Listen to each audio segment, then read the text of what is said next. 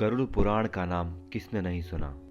पुराणों में नरक, नरकासुर और नरक चतुर्दशी, नरक पूर्णिमा का वर्णन मिलता है।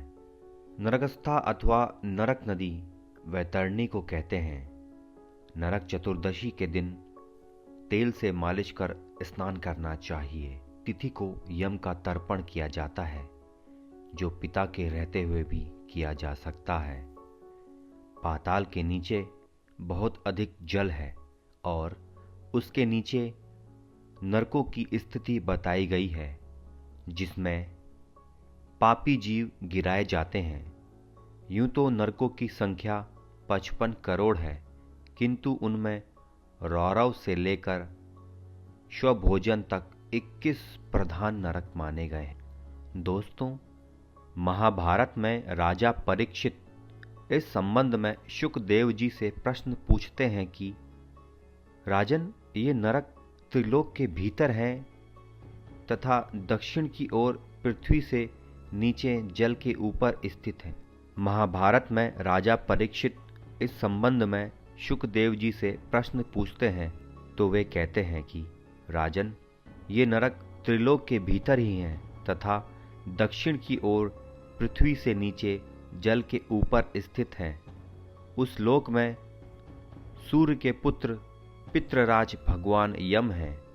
वे वहाँ अपने सेवकों के सहित रहते हैं तथा भगवान की आज्ञा का उल्लंघन न करते हुए अपने दूतों द्वारा लाए हुए मृत प्राणियों को उनके दुष्कर्मों के अनुसार पाप का फल देते हैं।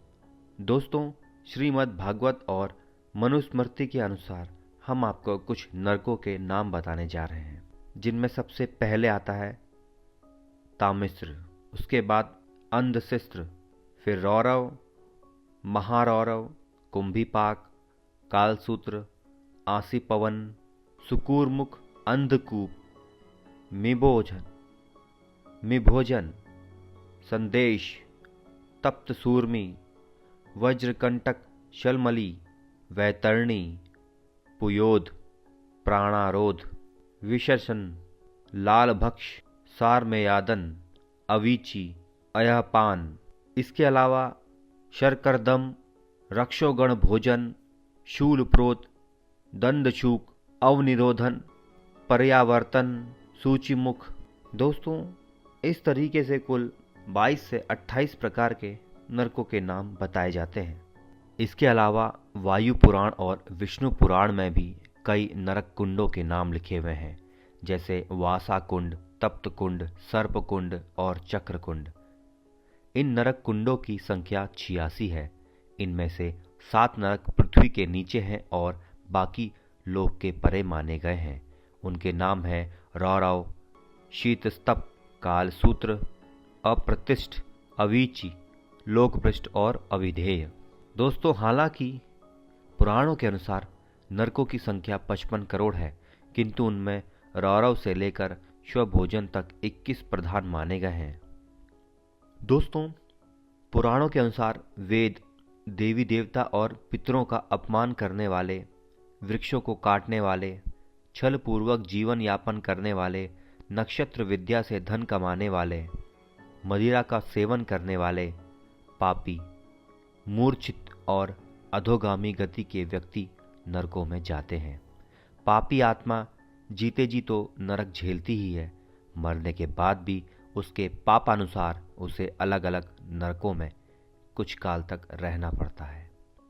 निरंतर क्रोध में रहना, कलह करना, सदा दूसरों को धोखा देने की सोचते रहना, शराब पीना, मांस भक्षण करना, दूसरों की स्वतंत्रता का हनन करना और पाप करने के बारे में सोचते रहने से व्यक्ति का चित्त खराब होकर नीचे के लोक में गति करने लगता है और मरने के बाद वह स्वतः ही नरक में गिर जाता है। वहाँ उसका सामना हजारों तपते जलते नरकों से होता है।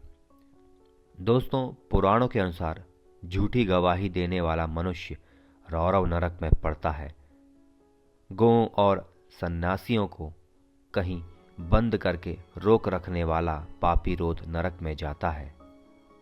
मदिरा पीने वाला शूकर नरक में और नर हत्या करने वाला ताल नरक में गिरता है। गुरुजनों का अपमान करने वाला पापी महाज्वाल नरक में डाला जाता है। दोस्तों, गरुड़ पुराण के अनुसार वेद शास्त्रों का अपमान करने और उन्हें नष्ट करने वाला लवण नामक नरक में गलाया जाता है। धर्म मर्यादा का उल्लंघन करने वाला विमोहक नरक में जाता है। देवताओं से द्वेष रखने वाला मनुष्य कृमिभक्ष नामक नरक में जाता है। बहुत से ऐसे लोग हैं जिन्होंने मनमाने यज्ञ कर्म, त्योहार, उपवास और पूजा पाठ का आविष्कार कर लिया तथा जो मनगढ़ंत तांत्रिक कर्म भी करते हैं। ऐसे दूषित भावना से तथा शास्त्र विधि के विपरीत यज्ञ आदि कर्म करने वाले पुरुष कृमिश नरक में गिराए जाते हैं। इस प्रकार के शास्त्र निषिद्ध कर्मों के आचरण रूप पापों से पापी सहस्त्रों अत्यंत घोर नरकों में अवश्य गिरते हैं। बहुत से मनुष्य भोजन करते वक्त किसी का स्मरण नहीं करते और भोजन के नियमों को नहीं मानते हैं। इसका उनके जीवन पर प्रभाव पड़ता है। पुराणों में कहा गया है कि जो देवताओं तथा पितरों का भाग उन्हें अर्पण किए बिना ही अथवा उन्हें अर्पण करने से पहले ही भोजन कर लेता है, वह लाल भक्ष नामक नरक में यमदूतों द्वारा गिराया जाता है। दोस्तों, आजकल लोग ज़्यादा छली हो गए हैं। सब जीवों से व्यर्थ बैर रखने वाला तथा छलपूर्वक अस्त्र शस्त्र का निर्माण करने वाला विषशन नामक नरक में गिराया जाता है। बहुत से लोग जानवरों को पालकर उनके बल पर अपना जीवन यापन करते हैं। आजकल मुर्गों और कुत्तों को बेचने और पालने का व्यापार भी चल रहा है। बकरा, मुर्गा, कुत्ता, बिल्ली तथा पक्षियों को जीविका के लिए पालने वाला मनुष्य भी पूयवह नरक में गिराया जाता है। बहुत से लोग दूसरों के प्रति बैर भाव रखते हैं और उनका अहित करने की ही सोचते रहते हैं। पुराणों में कहा गया है कि दूसरों के घर, खेत, घास और अनाज में आग जो लगाता है वह रुधिरांध नरक में गिराया जाता है। दोस्तों, ज्योतिषी विद्या का आजकल ज़्यादा प्रचलन है। झूठ बोलकर धंधा करने वाले ज्योतिषियों की तो भरमार हो चली है। पुराणों अनुसार नक्षत्र विद्या तथा नट एवं मल्लों की वृत्ति से जीविका चलाने वाला मनुष्य वैतरणी नामक नरक में गिराया जाता है। धन, ताकत और जवानी में अंधे और उन्मुक्त होकर दूसरों के धन का अपहरण करने वाले पापी को कृष्ण यानी अंधकार नामक नरक में गिराया जाता है। पूरे विश्व में पर्यावरण को नुकसान पहुंचाया जा रहा है। बहुत तेजी से वृक्षों को काटा जा रहा है। पुराणों के अनुसार वृक्षों को काटने वाला मनुष्य असीपत्र वन में जाता है। वृक्षों में भी पीपल, बड़, नीम, केले, अनार, बिल्व, आम, अशोक, शमी, नारियल, अनार, बांस आदि पवित्र वृक्षों को काटना तो घोर पाप माना गया है। इसके अलावा जो कपट वृत्ति से जीविका चलाते हैं वे सब लोग बहिज्वाल नामक नरक में गिराए जाते हैं। पराई स्त्री और पराय अन्न का सेवन करने वाला पुरुष संदर्श नरक में डाला जाता है। जो दिन में सोते हैं तथा व्रत का लोप किया करते हैं और जो शरीर के मद से उन्मुक्त रहते हैं वे सब लोग स्वभोजन नामक नरक में पड़ते हैं। जो भगवान शिव और विष्णु को नहीं मानते हैं। दोस्तों, पुराणों में ऐसा कहा गया है कि जो भगवान में विश्वास नहीं रखते हैं उन्हें अवीची नरक में गिराया जाता है। दरअसल मनुष्य अपने कर्मों से ही उक्त नरकों में गिर जाते हैं। जैसी मति वैसी गति, जैसी गति वैसा नरक। नरकों से छुटकारा पाने के लिए विद्वान लोग वेदों का पालन करने की सलाह देते हैं। वेद पठन, प्रार्थना और ध्यान से ही नरकों से बचा जा सकता है। दोस्तों, हमारे व्यूअर्स के मन में कई प्रकार से प्रश्न उठते हैं कि जब आत्मा अजर अमर है और आत्मा को ना कोई शस्त्र काट सकता है, ना अग्नि जला सकती है, ना वायु सुखा सकती है, तो किस प्रकार आत्मा नरक में जाती है और उसे यहाँ इतने सारे नरकों में से डाला जाता है। क्योंकि आत्मा तो अजर अमर है तो उसको तो दर्द होगा ही नहीं। तो दोस्तों, इसके लिए एक अलग वीडियो हमने बना रखी है कि कैसे होता है आत्माओं को दर्द। कृपया हमारे चैनल में जाकर उस वीडियो को देखें। आप लोगों को समझ में आ जाएगा कि इसके पीछे का क्या रहस्य है।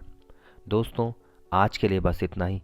मिलते हैं बहुत जल्दी अगली एक इंटरेस्टिंग वीडियो के साथ। तब तक के लिए नमस्कार।